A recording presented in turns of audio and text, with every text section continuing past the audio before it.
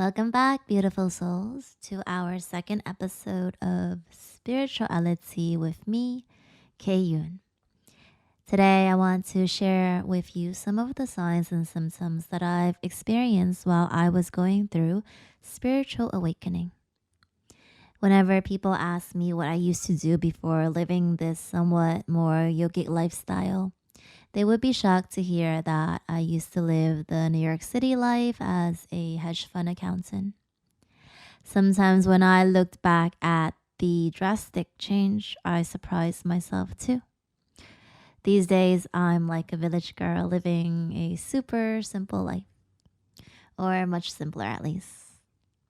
Going back about 13, 14 years ago, I dread going to work every day. I wanted to escape all those late nights at the office and then either out drinking or being a couch potato after work led me to this realization. This cannot be my life for the next 40 something years or so.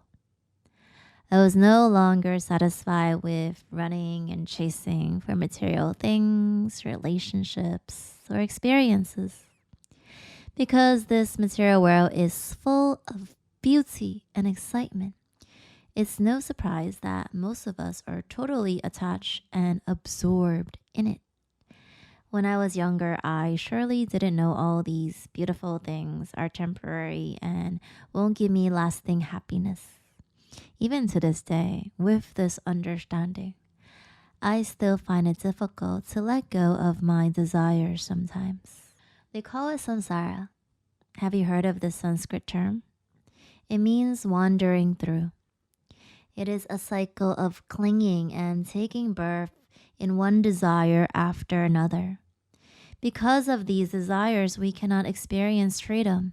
We are stuck in this continual, repetitive cycle that arises from grasping and fixating on our identities, possessions, experiences, and even people around us.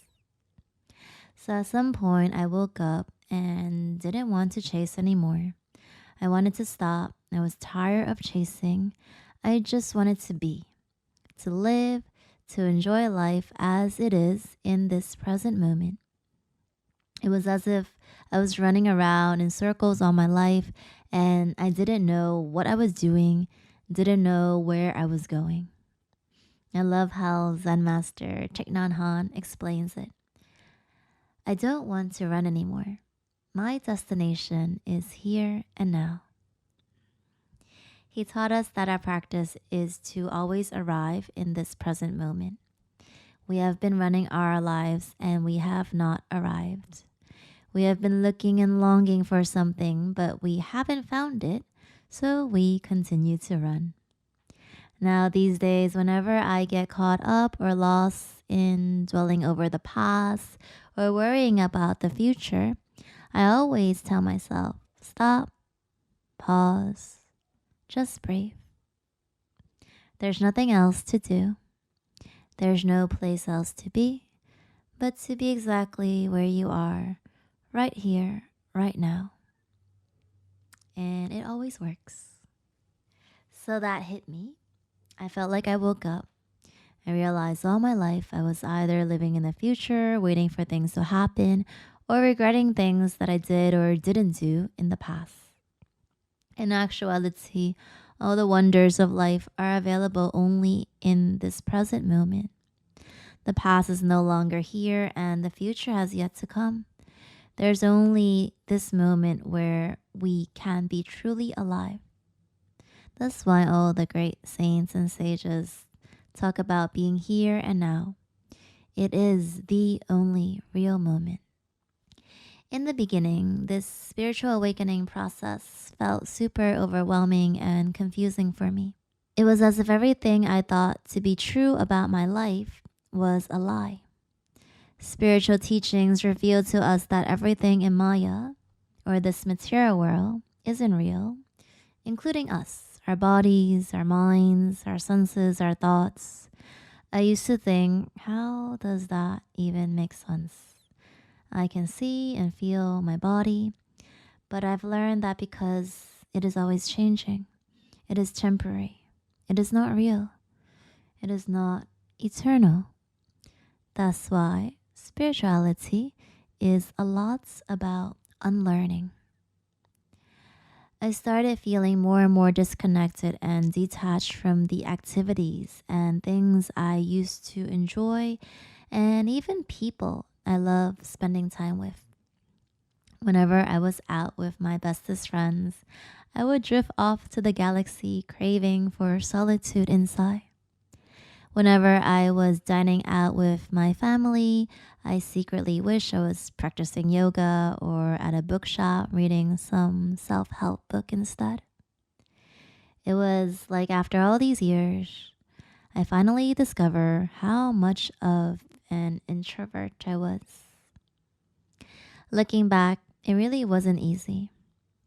I felt alone too because my close ones couldn't understand. It took me over a year to convince my mom that I would leave my job and embark on a journey to find myself. At that time, it felt especially isolating because when my life flipped upside down, I didn't have a Sangha, the Sanskrit term for spiritual community, which I now know is really important. I had no support. Then at other times, I experienced happiness and bliss that came after the most random and simple things in life.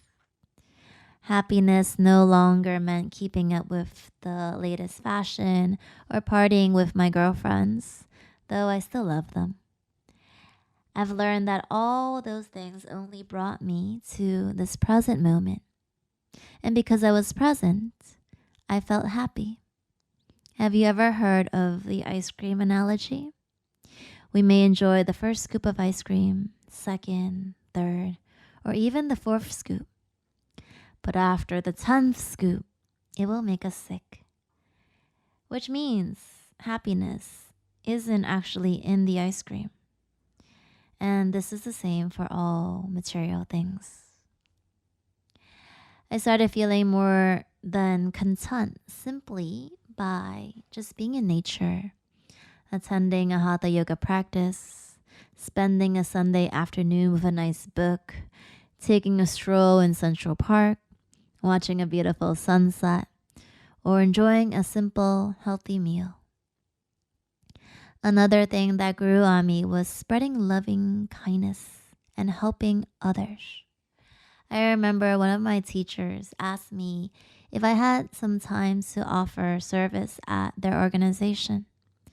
Honestly, I didn't want to do it at first. I was already working a full-time job with quite a busy social life. Any other time I had, I just wanted to squeeze in a practice or continue to educate myself. But because I didn't know how to say no to people at that time, I agreed. Little did I know, karma work, which is selfless service or volunteer work, is so purifying. This work really removes our ego. My compassion and empathy started to increase day by day. I wanted to spread more loving kindness to people around me. I had a natural inclination to practice random acts of kindness all the time. More often than not, I dreamt of having a job that would allow me to lift others up every day. Usually, before the start of one's spiritual journey, one experiences spiritual awakening. It is the first step on this long path towards enlightenment. I'm sure many of you have had this aha moment or a wake up call before too. After these awakening experiences, I somehow found myself at an ashram, which is like a spiritual school or a yoga monastery. And that was the beginning of my spiritual journey. I'm looking forward to sharing my first time ashram experience with you in the next episode. Thank you all for listening. Sending you all lots of love and light. Namaste.